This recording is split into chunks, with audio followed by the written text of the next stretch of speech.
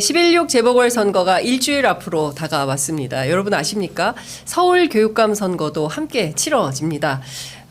저희가 오늘 특별한 한 분을 스튜디오에 초청했는데요. 바로 진보 단일 교육감 후보입니다. 정근식 서울대 명예교수 저희가 현장에 모셨습니다. 어서 오십시오. 예, 안녕하십니까? 네. 이제는 교수님보다는 후보님이 더 익숙하시겠습니다. 요즘은 그렇게 됐습니다. 예. 선거 뛰어보시니까 좀 어떠세요? 하실만 하십니까? 처음에는 상당히 어려웠는데 네. 이제 최근에는 이제 적응이 돼서 괜찮습니다. 그 시민들의 네. 그 성원과 지지 또 때때로는 따가운 질책 그를 잘 이렇게 소화하고 있습니다. 네. 그 거리에서 유권자라고 할 수 있는 학부모님도 많이 만나시고 또 대학생들도 만나시고 예. 중고생들도 만나시고 하실 텐데 유권자들로부터 제일 많이 듣는 얘기는 어떤 얘기십니까? 역시 교육이 중요하다. 교육이 바로 서야 나라가 선다. 그런 저의 그 구호에 대해서 무척 공감하고 계시고 적극 지지하고 또 항상 그 지지하시는 분들이 조용하게 엄지척하는 그런 모습을 보면서 늘 힘을 얻고 있습니다. 네, 학생들도 많이 만나실 것 같아요. 특히 그 우리 아이들이 그 입시 교육에 상당히 찌들어 있는 게 현실 아니겠습니까? 그렇죠. 예. 예, 그렇기 때문에 중고생 아이들도 교육감 후보 만나 뵈면 우리 서울교육 좀 이렇게 좀 바꿔주십시오라고 당부도 할 것 같은데 우리 학생들은 교육감 후보께 어떤 얘기를 많이 하던가요? 제가 학교 현장을 찾아가서 직접 어울려 시간을 보내기도 하고 또 지난 그 여의도 불꽃 축제 있었잖아요. 네. 거기에서도 우리 젊은이들을 만나서 이야기를 많이 들어보고 그랬습니다. 역시 우리 아이들은 밝고 참 행복한 그런 느낌을 많이 가지고 있다 이렇게 생각을 하고요. 가장 큰 어려움은 가장 큰 소망은 우리가 하고 싶은 공부를 좀 제대로 할 수 있게 해주세요. 뭐 이런 게 많았고요. 또 좀 취약 계층이라고 말할 수 있는 그런 학생들은 좀 더 우리가 제대로 공부할 수 있는 기회나 공간을 마련해 주세요라고 하는 그런 요청이 많았습니다. 네, 아이들이 하고 싶은 공부는 어떤 겁니까? 기본적으로 우리나라의 교육은 과거에는 국가가 요구하는 그런 인재 또는 네. 부모님이 자기가 젊었을 때 이루어지지 못한 그런 꿈을 아이들에게 대신 실현하려고 하는 그런 그 욕구가 많았지요. 근데 지난 그 약 권위주의 시기에는 그랬는데 지금은 달라졌습니다. 아이들이 하고 싶은 그런 공부, 아이들이 되고 싶은 그런 인간 이런 것들을 기성세대가 선생님들이 또는 우리 시민들이 이렇게 지지하고 격려해 줘야 하는 그런 시대로 바뀌었거든요. 그래야 창의적인 인재가 나옵니다. 자기가 하고 싶지 않은데 억지로 공부하는 억지로 하는 공부 그것은 일종의 어떤 부담 더 나아가면 어떤 형벌 심지어는 고문이기도 하죠. 학생들이 불안하고 우울하고 또는 때때로 자살하는 학생들이 자꾸 늘어나지 않습니까? 네. 왜 그런가? 자기가 하고 싶은 게 아니라 외부로부터 강제로 주어지는 것에 대한 일종의 저항 행위라고 말할 수가 있습니다. 네. 우리 교육은 빨리 학생들의 잠재적인 그런 능력을 개발하고 그것들을 장려하고 하고 싶은 거 열심히 한번 해봐. 그렇죠. 울지마 앨리스 우리 그 최근에 영화도 네. 괜찮아 앨리스 있었잖아요. 네. 기본적으로 학생들이 하고 싶은 것들을 믿고 할 수 있도록 해주는 것이 진정한 교육이다. 그게 미래 시대가 요구하는 그런 인재다. 저는 그렇게 믿고 있습니다. 네. 제가 보기에 후보님 대치동에서는 표가 많이 안 나올 것 같습니다. 아니 그렇지 않습니다. 왜 그러냐면 예. 지난번 여론조사에서 네. 강남 3구에서도 제가 더 우세한 표를 얻었는데요. 네. 왜 그런가? 네. 저에 대한 어떤 믿음 같은 것이 있는 것 같습니다. 제가 오랫동안 네. 그 대학에서 가르치고 또 내가 가르치는 방식이 시대와 맞다. 시대의 요구와 상당히 적합한 적절한 그런 방식으로 교육과 연구를 했다라고 하는 것이 어느 정도 강남 3구에서도 인정되는 거 아닌가. 강남 3구에서도 먹히는 후보다. 저는 실제로 예. 서초동에 살고 있고 예. 우리 서희초등학교 바로 옆에서 살고 있으면서 예. 교육 현장에 그 어려운 얘기들 네. 또는 뭐 여러 그 학부모님들의 어떤 소망 네. 이런 것들을 늘 듣고 있거든요. 그렇군요. 외면하고 있지 않습니다. 예. 어떤 사람들은 저를 좌파 후보라고 말을 하는데 네. 저는 좌파 후보가 아니고 예. 민주 진보 후보이고 예. 상식을 지키는 후보이고 더 나아가서 우리 아이들을 모든 아이들을 한 사람 한 사람 빼지지 않고 인재로 키우고 싶은 그런 소외받지 않으면서 동시에 인재로 키우는 그런 후보거든요. 그런 맥락에서 보면 올바른 길을 향해서 또는 뭐 한쪽으로 치우치지 않는 그런 후보다. 네. 그리고 안정감 있는 후보다. 예. 그리고 어린 우리 학생들과 유쾌하게 어울릴 수 있는 그런 후보다. 그렇게 감히 말할 수 있습니다. 예, 사실 그 대한민국의 교육이 엘리트를 양성하는 교육에 치중했습니다. 그게 서울대를 정점으로 해서 입시 교육이 이제 계속 진행이 됐고, 그게 사실은 이제 21세기 그리고 2024년 오늘까지도 아마 이 휴일이지만 가방 둘러매고 학원으로 다 학교로 아이들도 어깨가 축 처진 채로 오늘 아마 또 다 등원하지 않았을까라는 생각이 좀 드는데요. 이런 교육 시스템을 바꾸기 위한 시도가 진보 교육감들이 과거에 있었습니다. 뭐 조희영 교육감, 그 전에 있었던 광노영 교육감 있었지만 사실 서울의 교육은 달라진 게 없습니다. 예. 그렇죠. 예. 그리고 입시 위주의 경쟁 교육은 변화하지 않았습니다. 그렇습니다. 후보님 어떤 해법 갖고 계세요? 그 조희연 교육감이 공교육 정상화를 위해서 많은 노력을 했고 이른바 혁신 교육이라고 하는 이름으로 그 여러 가지 시도를 했습니다마는 초등학교에서는 그게 비교적 잘 정착이 됐죠. 정착이 됐습니다. 중학교에 가면 약간 흐려지고 네. 고등학교로 가면 입시라고 하는 장벽이 막혀서 네. 별로 힘을 못 냈습니다. 그런 점에서 보면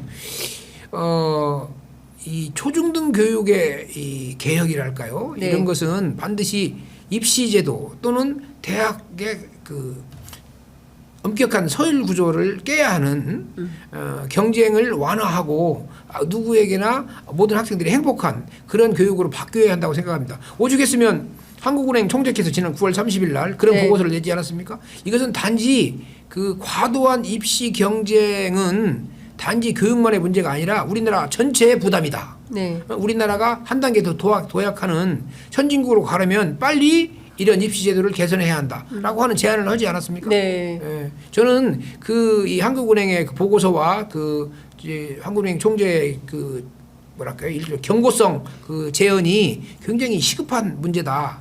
우리 사회의 그 짐을 예.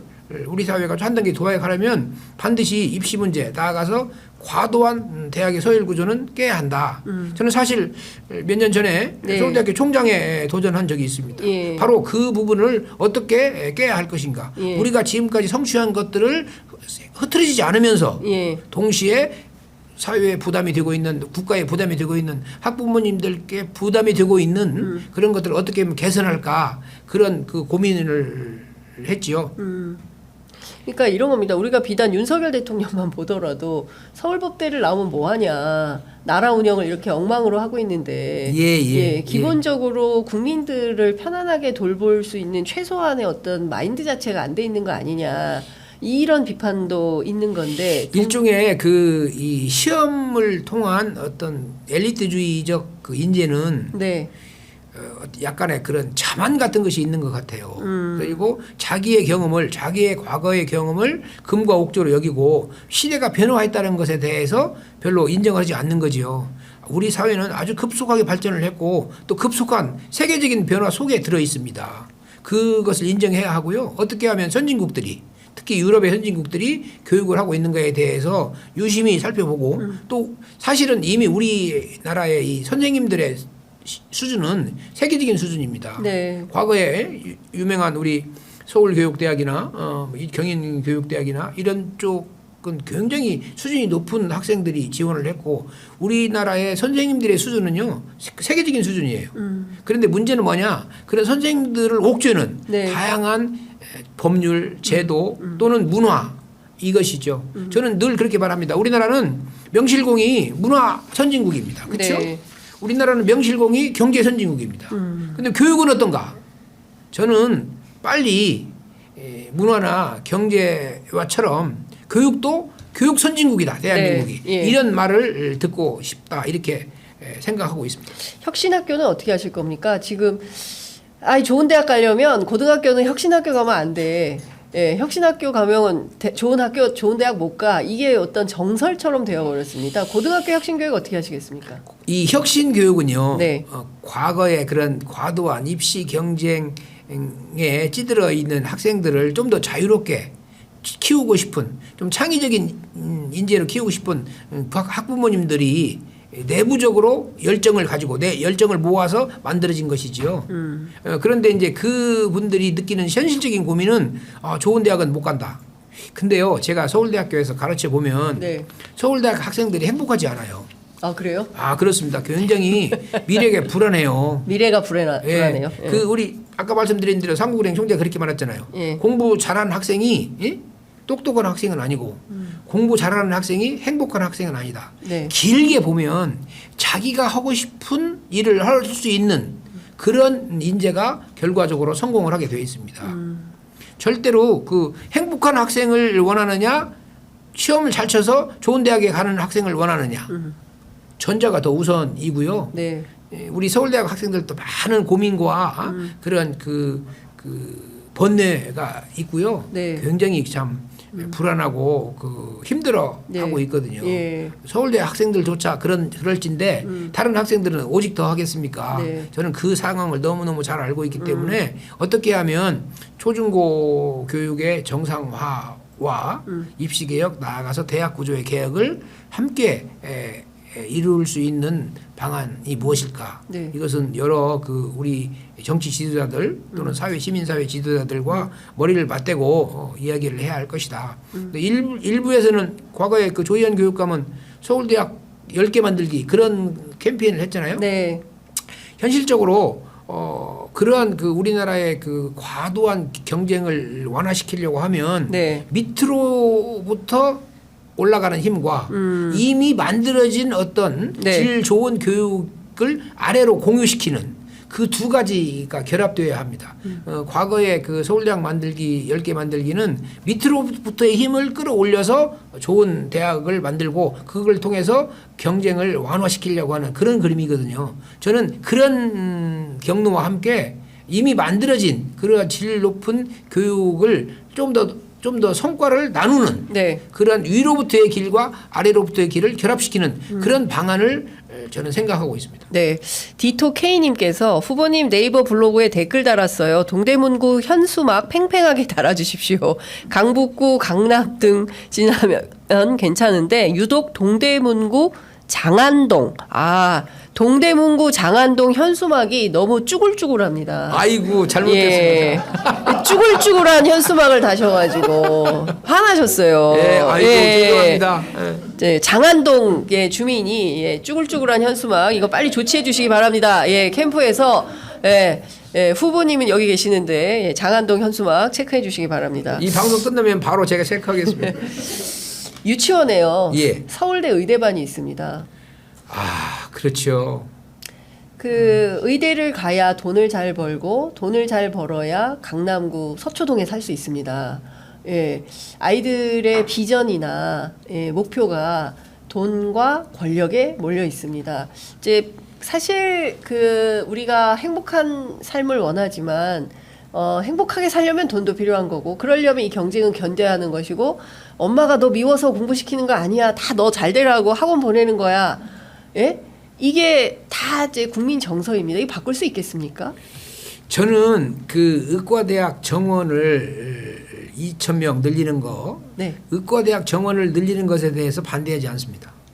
다만 과도하게 급속하게 우리가 감내할 수 없을 정도로 늘리는 것에 대해서 반대합니다.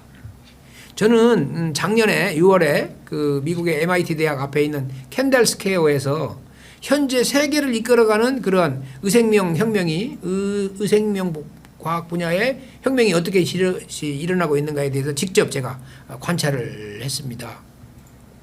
그걸 보면 이게 대학과 병원과 그다음에 기초과학이 함께 어우러져야만이 가능한 것입니다. 그리고 의과대학 내에는 기초과학 분야가 있어요. 그리고 동시에 이제 우리나라 대학 구조를 보면 자연과학대학에 기초과학이 있죠. 이 의과대학과 자연과학대학 그리고 공과대학이 적절하게 균형을 맞춰야만이 제대로 발전할 수 있습니다. 또한 이 의사들이 엄청나게 지난번 우리 코로나 시기에 엄청나게 많은 고생과 헌신을 통해서 우리 위기를 갖다 극복했잖아요. 그리고 간호인력 또한 엄청나게 많은 헌신을 통해서 했는데 사실 그 이후에 우리 사회가 그런 엄청나게 고생했던 의사인력, 간호인력에 대해서 충분히 사회적으로 정말 고생했습니다. 감사합니다라고 하는 것을 했는가? 네. 별로 하지 않았다고 생각하거든요. 헌신한 분들에 대해서는 반드시 사회적인 인정이 됐더라고요. 따라가야만이 네. 건전한 사회가 된다. 저는 그렇게 믿고 있습니다. 민주진보 교육감 후보를 찍으면 서울교육이 어떻게 달라집니까? 서울 교육이 달라지는 게 아니라 지금까지의 성과가 네. 과거로 회귀하지 않고 심지어 1960년대, 70년대, 80년대로 회귀하지 않고 네. 2020년대, 30년대, 40년대를 향해서 나가는 거죠. 우리가 다시 이 교육의 시계를 한국의 역사의 시계를 되돌릴 수 없습니다. 지금까지 온 것에 바탕을 해서 지난 혁신교육의 성과에 바탕을 해서 한 단계 도약해야 하는 것이지 그걸 완전히 부정하고 뒤로 돌리려고 하는 시도는 교육 현장에 엄청난 혼란과 대란을 불러일으킬 것이다. 저는 그렇게 믿고 있습니다. 네. 이 디토케이님은 현수막 전문가신가 봐요. 서울이 전체적으로 국민의힘 현수막이 많더라고요. 어제 강북구, 강남구를 돌아다니셨는데 현수막 체크를 좀 하셔야 될 것 같다는 말씀을 좀 드리겠습니다. 현수막은 한 동에 2개씩 거는 것이 법으로 정해져 있습니다. 그렇군요. 예. 이분이 뭔가 좀 과밀하게 보시는 것 같습니다. 예. 아마 사랑하는 마음이 너무 크신 것 같은 것 같습니다. 예. 자, 이것 좀 여쭤보겠습니다. 그 학폭 논란이 터졌어요. 조전혁 후보가 예. 3초 때리는 것은 그거는 폭력이 아니다라는 주장을 해서 논란이 좀 되고 있는데 이번 주 어떻게 보십니까? 3초 동안 때린 것은 폭력이 아니라고요? 아니 그러니까 제가 깜짝 놀라가지고 여쭤보는 겁니다. 아유, 그러면 안 되죠. 그 여러 차례 반복해서 하는 것은 뭐 우리가 흔히 말할 때 이제 그 뭐랄까요? 뭐 다르게 표현을 하긴 하지만 폭행, 학교 폭력은 절대로 있어서는 안 되고 네. 학교 폭력을 직접 가해한 사람이 교육의 수장이 된다는 것은 교육감은요. 네. 학생들로부터 선생님들로부터 학부모로부터 신뢰와 존경을 받아야 하는 사람입니다. 그렇죠? 네. 그렇죠. 어떻게 학폭과 깊은 연관이 있다고 의혹이 있는 그런 분이 리더가 되면 학교 현장을 학교 폭력을 장려하는 것입니까? 그러면 안 되죠.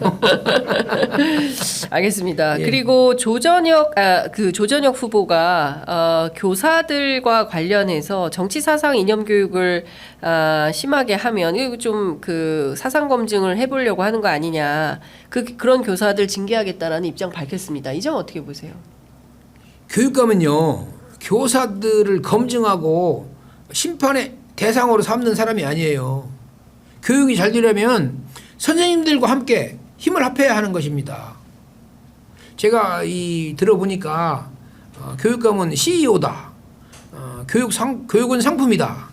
상품의 질을 검증하기 위해서는 끊임없이 교육 서비스를 교육 상품을 만들어내는 교사들을 평가하겠다. 그렇게 되면은요, 교육 공동체라고 하는 것, 교육의 주체는 누굽니까? 교육의 주체를 대상으로 삼아가지고 제대로 학교 행정이 이루어지겠습니까? 교육감은 선생님들과 함께하는 동반자다. 교육감은 학부모님들과 함께하는 동반자다. 더 나아가서 교육감은 서울 교육의 주체는 누굽니까? 서울 시민이잖아요. 네. 길게 보면 서울 시민과 함께하는 동반자형 리더가 필요하지. 네. 특정 집단을 검증하고 심판하고 그러면 안 되지요. 네. 저는 그런 자세를 갖고 있다면 기본적으로 교육감으로서의 기본적인 자질이 부족한 거 아닌가. 저는 그렇게 생각하는데요. 네. 그 CEO가 되려면 기업을 만들어서 네. 기업의 품질 향상을 위해서 노력을 해야지. 왜 교육 현장에 왜 옵니까? 그러니까 CEO 상품 이런 주장을 하는 것 자체가 교육감 후보로서의 적절한 발언은 아니다. 제가 생각하기에는 그분이 오랫동안 정치를 해서 그런 것 같아요. 예, 저는 사실 교육 현장에 있었기 때문에 네. 한 번도 그런 생각을 해본 적이 없습니다. 네. 그 TV 토론 문제는 어떻게 되는 겁니까? 실제로 11일 EBS가 주관하는 토론은 성사될 가능성이 높다. 이런 전망이 있던데 어떻게 준비 중이세요? 예, 제가 그럴 것 같고요. 거기에 대해서 좀 뭐 준비도 하고 대비도 합니다. 그 최근에 KBS TV 토론에서 네. 토론이 아니고 한 사람만 대담하는 그런 네. 이해할 수 없는 상식적으로는 도저히 이해할 수 없는 일이 벌어졌잖아요. 예. 그래서 제가 강력하게 선관위에다가도 항의도 하고 또 KBS에도 항의도 했는데 네. 알고 보니까 예. 상황이 그게 아니고 예. 중앙선관위는 예. 서울교육감 보궐선거 토론회에서 참석 기준을 충족한 후보가 한 명임을 감안해서 다른 후보를 포함한 합동 토론을 권유를 했는데 예. 조전혁 후보가 수차례 동의를 해달라고 했지만 끝내 동의하지 않아서 네. 혼자 하게 됐다라고 하는 것이 최근에 국회 행정안전위원회 서면 보고에서 나타났어요. 저는 지금까지 선거관리위원회가 정말 잘못했구나. KBS는 정말 말할 수 없는 그런 폭거를 저질렀구나. 이렇게 생각해 왔는데 알고 보니까 그게 아니고 조전혁 후보가 합동 토론회를 거부해서 생긴 일이구나라고 하는 것을 최근에 알게 됐습니다. 그럼 KBS에 별도로 후보님도 또 나가셔서 그런 방식으로 엄밀하게 하십니까? 말하면 똑같은 형식으로 한번 불러야죠. 저를 불러야죠. 예. KBS 측에서 어떤 답변 받으셨습니까? 아직 그런 답변을 받지 못했습니다. 이거는 부당한 거 아닌가요? 어떤 선거 그래서 과정에서 예. 정말 부당하죠. 네. 그래서 많은 그 깨어 있는 유튜버들이 그 같은 시간에 네. 합동으로 예. 정말 우리나라 역사상 유튜브 역사상 처음으로 연합을 해서 저와 저의 의견을 묻고 예. 답하는 인터뷰를 하셨군요. 그렇죠. 그래서 예. 오히려 10배 이상의 그 시청자들이 더 많이 보았다고 그렇게 네. 연락을 받았습니다. 알겠습니다. 어쨌든 지금 EBS 토론회에서는 주요 쟁점으로 어떤 것들을 좀 준비하고 계신지 여쭙겠습니다. 역시 이제 공약에 관련된 것이 돼야겠지요. 네. 무슨 뭐 후보 자질 검증도 문제가 되겠지만 일반 그 교육감 선거는 그 일반적인 정치적인 선거와는 달라서 교육관, 교육 철학, 교육 공약 이런 것들이 중심이 되어야 한다고 저는 생각하고요. 아까 잠깐 말씀드렸지만 교육감은 무슨 일을 해야 하는가에 관련된 그 기본 정의가 다른 것 같아요. 아무래도 이제 그 문제에 대해서 좀 더 집중해야 할 것이다. 저는 그렇게 판단하고요. 저는 그 늘 대학에 있으면서도 그 현장, 네. 문제의 현장, 역사의 현장을 주로 찾았습니다.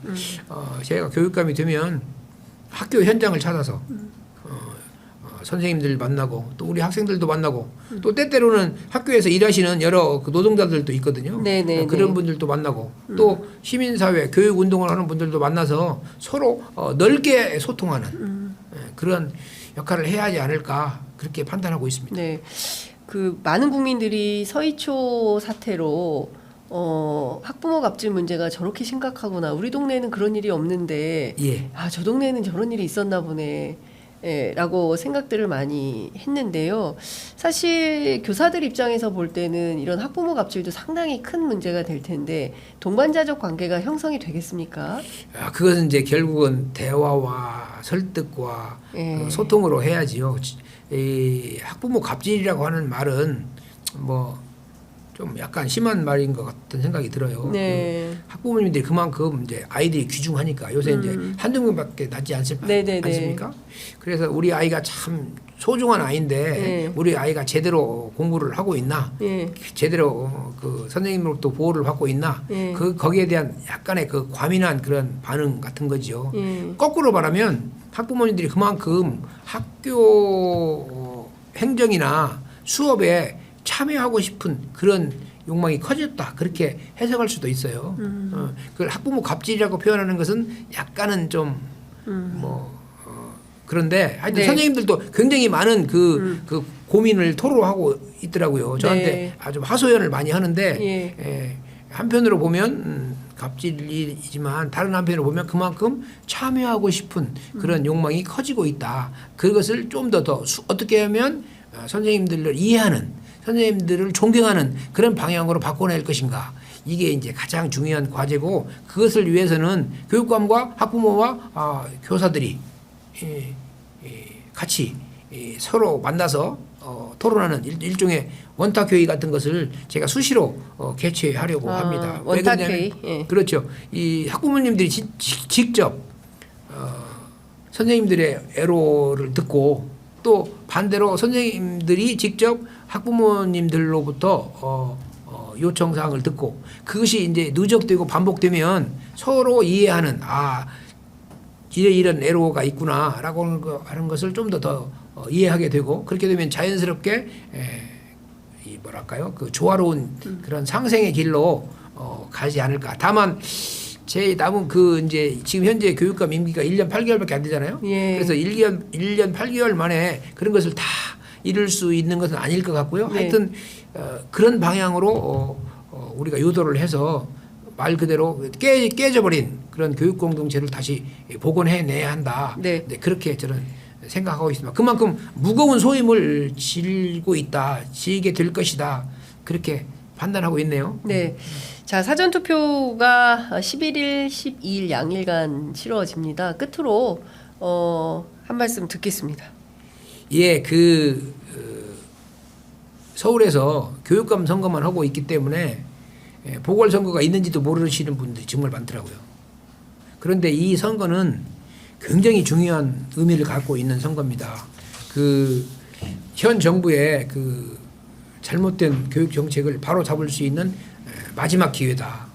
아시다시피 현 정부의 정책이, 교육 정책이 어떤 때는 졸속으로, 어떤 때는 불통으로, 또 어떤 때는 과거로 돌아가는 퇴행으로 그런 가고 있지 않습니까? 그런 것들이 잘못된 것이다라고 하는 것을 시민들이 심판해야 하는 그런 선거거든요.